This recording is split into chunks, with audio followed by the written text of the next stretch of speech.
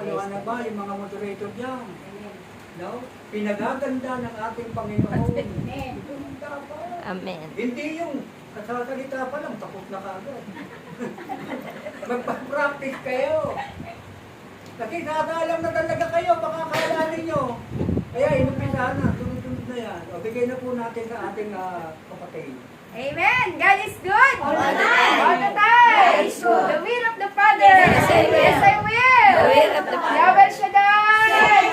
Save my spirit free! Yahweh Shaddai. Maraming palakpak! Maraming palakpak. Maraming grasya. Great Yahweh. Isang mapagpalang hapon po sa ating lahat. Tunay nga na napakahirap ng ating gospel ngayon para tayo mga nakakamot. Basta ang alam ko lang, sabi nga sa isang palabas, bawal ang judgmental. Bawal. Alam niyo kung saan bawal ang judgmental? Sa Itbulaga. Sa Itbulaga, bawal ang judgmental. Kasi bakit ba bawal? Di naman kasi tayo mga hukom. Yes, tama yun. Hindi tayo hukom para mag-judge. Sabi nga, don't judge the book by its cover. Diba? Kasi itong ating mga mata, marami itong nakikita eh. Diba? Minsan, kahit malabo, maraming nakikita itong ating mga mata. Na kung minsan, itong mga mata din na to ang nangungusong. Diba? Pagka may tiningnan ka, pag may tiningnan tayo, parang pag tumingin na tayo, ang dami na naglalaro sa isip natin. Yun na nga yung sinasabi natin, Nora, na kakambal. Kakambal na natin ang pagiging judgmental, pero bawal ang judgmental. Sabi nga ng ating Panginoon dito, sabi niya, wag na kayong humatol batay sa nakikita ng inyong mga mata. Sabi nga, kasi nga, pag meron tayong halimbawa, meron tayong inakinan na isang handaan. Sasabihin natin, ba yan, yun ang masarap pagkain. Sasabihin na, ang layo-layo. Di ba? Ang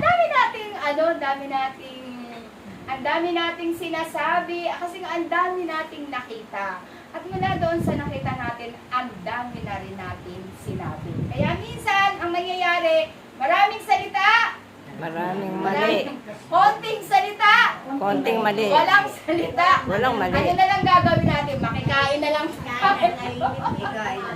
Makikain na lang tayo sa handaan. Huwag na lang tayong magsalita. Kaya nga minsan, kapag meron din naman tayong nakikita, pwede naman din natin siyang unahin. Amen ba?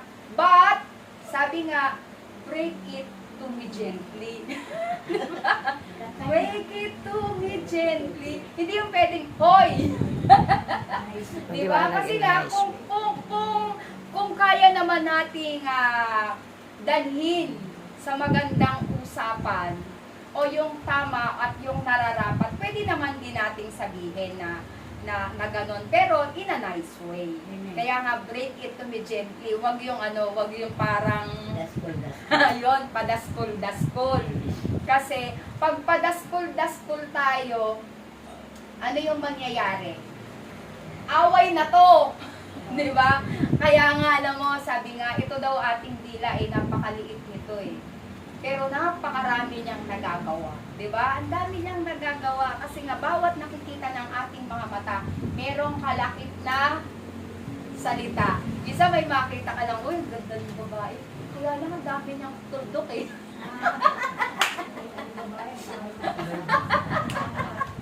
Diba? Laging merong karugtong. May kakambal. Merong pag may nakita ka, laging may karugtong. Kaya nga sa libro, saan ba tayo minsan tumitingin sa libro? Sa title. Tinitingnan natin minsan, parang ang pangit naman ng nito, di ba? Pero, hindi naman natin nalalaman talaga yung buong kwento. Di ba? Katulad ng buhay ng ating Panginoon, yung mga panahon ng mga tao noon, di ba? Kung paano hinatulan nila ang ating Panginoon. Ano ba yung sinabi nila? Lahat sila doon, na naando doon nung panahon na yon. Sumisigaw sila, humahatol sila sa ating Panginoon, di ba? Ipako siya sa krus, ipako siya sa krus. Ito yung hinatol sa kanya ng mga tao, di ba? Kaya nga si Jesus ay namatay 'Diba? Namatay siya sa krus kasi ito yung ibinato sa kanya ng mga tao na kung saan hindi nila kinilala ang ating Panginoon. Kumbaga, narinig lang nila yung mga marites. Doon lang sila bumase, 'di ba? May naririnig sila doon na anak ni Beelzebul yan, 'di ba? Ayan yung mga marites narinig. Ayan ang mga panahon na yon, o yung ating mga, ewan ko, siguro brother, kasama yung mga ninuno natin doon. Na humatulungan sa ating Panginoon. Kaya, di ba? Kaya nga ang ating Panginoon, mula doon sa mga isinisigaw ng tao, mamatay ka, ipako sa krus, di ba? Tama, nakikigaya na O, di ba, brother, na hindi na ba nila alam kung ano ba At talaga? yung iba nabayaran. O, brother, di ba? Uso yan ngayon. Payable, di ba? Payable, yung mga minsan, yung mga nagrarally, di ba? Payable. Kasi nga, kahit, yun na nga, bawal pala humatog, di naman pala natin nakita. Sabi lang sa'yo. Sabi lang pala yung balita. Kaya nga, napakahirap na tayo makikinig lang sa kwento nang hindi naman natin alam yung buong kwento. Kaya nga, alam mo, merong isang tagpo na merong isang politika na tinanong ng isa. May nagtanong Ang ganda ng pagkasagot niya. Bago mo itanong yan, ni-research mo ba yan? Ganon sabi niya, ni-research mo ba yan? Ay, hindi kasi ganito. Ay, hindi. Tinatanong kita ni-research mo ba yan? Yung ganon kasi nga, bago mo nga kasi dapat sabihin, dapat alam mo rin kung ano yung totoo. Kaya, napakahirap talaga sa atin na minsan nga kasi kahit na tayo nandito Kailangan na. may ebidensya. Yun, yung may ebidensya. Kaya nga yun ang, yun ang hinahanap niya di ba? Yun ang hinahanap niya Yun yung hinahanap niya. Na-research mo ba? Kasi pag na-research niya at nalaman niyang totoo, evidence na yun. Wala siyang maipakita, tinalikuran na lang. Paano kung walang ebidensya? Di wala nga, brother. Ano magiging ka? Marites. Wala nga Ikaw kaso. ngayon ang kakasuhan. Yan nga, brother, ikaw yung kakasuhan. Paninirang puri, Paninirang. cyber crime. Yun. Kaya nga, Driver. yun nga minsan yung mahirap doon. Minsan tayo, nakikisali lang sa kwento. Nakikisali lang. Parang feeling natin, tayo pa yung may alam. Halimbawa, pinalat mo, si Nelly ay may buto. Yung nalaman nyo na ikaw ay yung kakalang, ibabarangay ka niyo, tulong ka. Totoo yun. Yun ay cyber crime. Cyber libel. Libel. Cyber libel. Libel. Pinakalat mo, si Mel may puto. Kailangan mo puto ka na Bango-bango nga ng kaili-kili niyan Kailan mo imanda ko siya. Fake. Sabihin ko ang lakas ako, mas malakas sa iyo. Amoy mo pa. Fake news. Amen ba? Ay, makukulong kayo, yun lang ang kinalat mo. Kaya nga napakaliit lang na bagay na yun lang yung sinabi mo, pero may kalakip na kaparusahan. Kasi ito yung batas. At alam din naman natin na ang ating Panginoon gumawa nitong mga katuroan na to. Kasi pagdating ng panahon, pagdating ng ating Panginoon, ito rin yung kanyang gagamitin. Pinagkakalat mo, pangit-pangit mo. Bakit ikaw ba maganda? Diba? Diba? Kaya nga, yun nga lang minsan kasi nagsasalita tayo base lang doon sa ating narinig. Pero hindi natin inaalam talaga yung punot, dulo. Diba? Katulad nga ng mga panahon na yon, diba? Inalam lang nila. Ang ating Panginoon noon ay isang tawag dito, nagpapagaling ng... Yun. Ilang kato niya Subversibo. Subversibo, lumalaban Subversibo. Ayun, di ba, brother? Yun yung kanyang dati. Lumalaban siya, di ba? Oo, yun ang bintang sa kanya. Yung ba yung dati, brother? Kaya, Kaya siya pinakutak ko yun ang sinabi sa kanya. Oo. Sino brother nung nag-ano nun? Ano, Yung matataas? Yung mga Hudyo. Yung mga Yung mga parisiyo. Oo, pariseyo. na ito'y nagpapanggap na hari. Ang hari lang may Ay, oo, sisita. yun, tama. Gusto niya, siya hari. Yun. Kapanggap siya nga. Oo. Nagpapanggap siyang hari, di ba? Ito, nagpapanggap tong hari, di ba? Oo. Kaya nga, nung hinarap siya, di ba, yung tawag dito, sinabi mong, ikaw ba'y, ano tawag na, sir? Ikaw ba'y hari ng mga Yun, ikaw ba'y hari ng mga Hudyo? Di ba? Anong sabi ng ating Panginoon? Ikaw Ikaw na na ang may ang sabi. Okay, tamo, hindi Diba? mo talaga mahuhuli. Hindi mo siya Magaling. mahuhuli, di ba? Hindi mo siya kayang i-trap.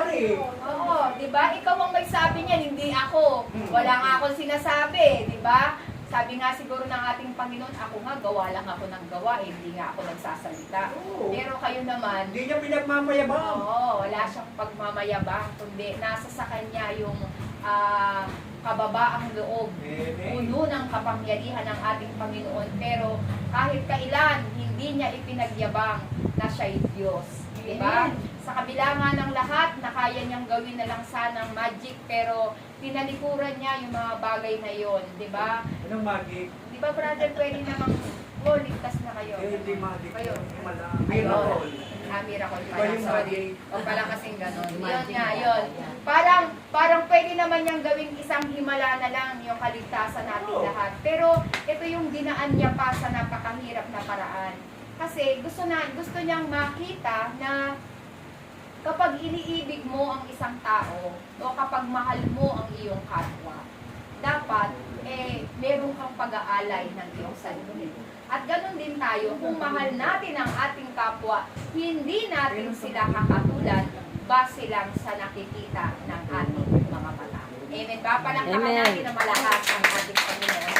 Kundi, kaya nga napaka-lungkot o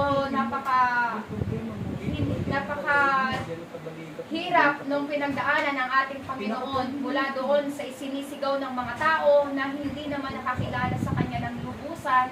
Ang ating Panginoon ay nakatulang mamatay. Diba? Na hindi naman siya kinilala at hindi rin naman nila lubos na alam kung ano talaga ang ginawang mga mabubuti ng ating Panginoon. Minsan kasi tayo, kung ano na lang yung dumating na kwento sa atin, minsan kung ano na lang yung dumating na kwento, doon na lang tayo. Diba? Antay lang tayo ng antay. Pero katulad nga ng ating Panginoon, na wala naman siyang ginawang masama, kundi magpagaling, magpahayag ng salita ng Diyos, pero sa kabila ng lahat, nandun pa rin yung paghatol ng mga tao nung kanyang panahon. Palakpakan natin ng malakas ang ating Panginoon. Ate-ate Nora, tayo nga po kayo. Pag-alin mo.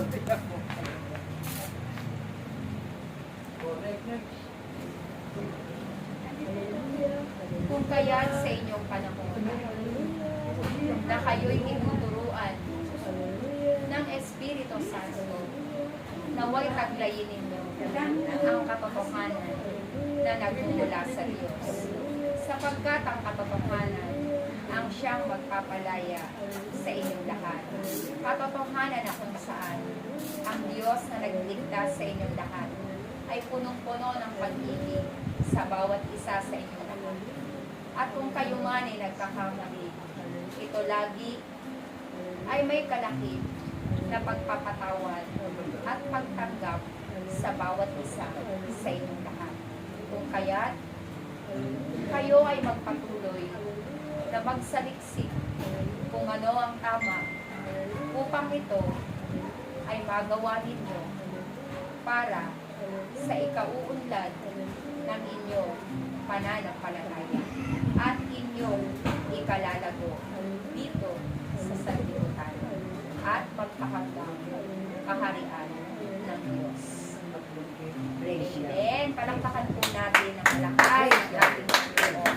Kaya nga daw, patuloy daw tayong, sabi nga, ang Espiritu Santo ang maghahayag ng katotohanan. Ang Espiritu Santo, kapag tayo ay, kapag tayo ay nakakapag-isip ng masama, parang meron tayong, naando doon yung ating konsensya. Diba? Yung ating konsensya na sasabihin niya na mali yan. Parang minsan kapag mali yung ating ginagawa, parang may kumikirot. Parang may kirot sa iyong puso. Na kung saan, yung kirot na yun, iyon yung magtatama mula doon sa mali natin ginawa. Amen ba? Palakpakan natin na malakas ang ating Panginoon. Kaya nga mga kapatid, nawa, mula sa ating mga tawag dito, sa ating mga ginagawa at sa ating mga nakikita ng ating mga mata. Siguro, hilingin natin sa Diyos na sana ang mangyari is ang mangyari is yung yung open my eyes, Lord. I want to see Jesus. 'Di ba? Hindi yung hindi yung ang lahat ng nakikita ng ating mga mata ay bigyan natin lagi ng kahulugan na hindi naman natin alam kung tama o mali. 'Di ba? Kaya nga mas magandang hilingin natin sa Diyos na buksan mo, Lord, ang aking mga mata sa mga mabubuting bagay. 'Di ba? At isarado mo ang aming mga bibig para sa mga salitang walang kabuluhan. Amen ba? Amen. Palakpakan natin na malakas ang ating Panginoon. Kaya nga mga kapatid, nawa sa araw na ito, naway pagsikapan daw po natin ng mga katuruan ng ating Panginoon ay ating mapagsikapang sundin. Sapagkat ito daw po ang siyang magiging susi mula patungo sa kaharian ng Diyos, patungo sa buhay na walang hanggan. Amen! Kaya naman tayo nagsisikap na sumunod kahit mainit, kahit umuulan, kasi meron tayong pinapangarap. Pinapangarap na kung saan, hindi lang dito tayo pagpalain ng Diyos, hindi lang dito tayo maging masaya, bagkos hanggang dun sa kanyang kaharian. Patuloy tayong magpuri at patuloy tayong maglilingkod, di ba? Na makamit natin yung buhay na walang hanggan, na pinagsisikapan nating gawin sa pamamagitan ng ating paghayo. Mabuti po bang humayo? Amen. Amen. Sabi nga, kapag mabuti, dapat daw ito'y ating pinupush. Pero pag hindi mabuti, ay huminto na. Diba? Kaya dapat, pag alam nating mabuti, i-push mo yan, te. Amen ba? Amen. Amen. Palakpakan natin ang malakas ang ating Panginoon. Kaya nga, praise the Lord, sa kabila ng, sabi nga lagi ni Amang Yahweh, sa kabila ng kayo ay nasa dapit hapon na ng inyong mga buhay. Pag sinabing dapit hapon na ng inyong mga buhay, alahati na, di ba? Hindi mo alam kung kailan. Di ba? Kasi dapit hapon eh. Pag sinabing dapit hapon, na ando daw hindi ka na makalakad. Malubog na araw. Price na, papunta ka na sa alas 8. Kaya nga brother, na ando daw Bangkot na lang. pabuhat na lang. Malubog na Kaya, araw. Sa kabila nung sinasabing dapit hapon, patuloy niya pa rin tayong tinatawag sa Kaya kanya. nga kung ikaw ay 75 na, ay bangkot na. Pero brother, kahit naman 75, wala namang bata, walang matanda eh, di ba? Ginaw. Pagdating sa Kaya kamatayan. ang tukatan nga natin, 100. Sa community ng set. Oo. Ayun pala naman eh. 100! Sino gusto mag 100? Malayo pa. Kaya nga kahit sinasabi ng Amang Yahweh na kayo nasa dapit hapon ng buhay, hanggat may tsinelas na may paang isusuksok, humayo na tayo, mga kapatid. Yung natitira mong buhay, alay ng Ipaglingkod. Diyos. Yan. Yung natitira mo pang lakas, iilakad mo na pag sa gawain ng Panginoon. Para pahabain pa. At yung natitira mo pang tinig, yan, yung natitira mo pang, hindi yung pa yung, kasi minsan pag ano na,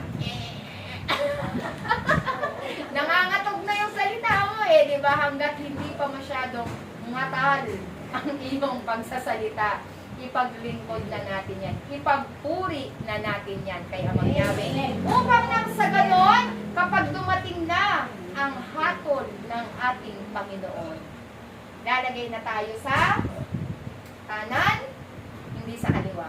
Ano, brother? Yung mga kanan, yung mga tupa. Yung mga tupang sumusunod. Amen ba? Amen. Kaya nga, yun yung pagsikapan natin. Mga gawin. tupang mababait. Hindi man ganon kadali yung pagsikapan na yun, pero sa tulong ng Diyos, magagawa natin Amen. yung mga bagay na yun. Amen ba? Palakpakan natin malakas ang ating Panginoon.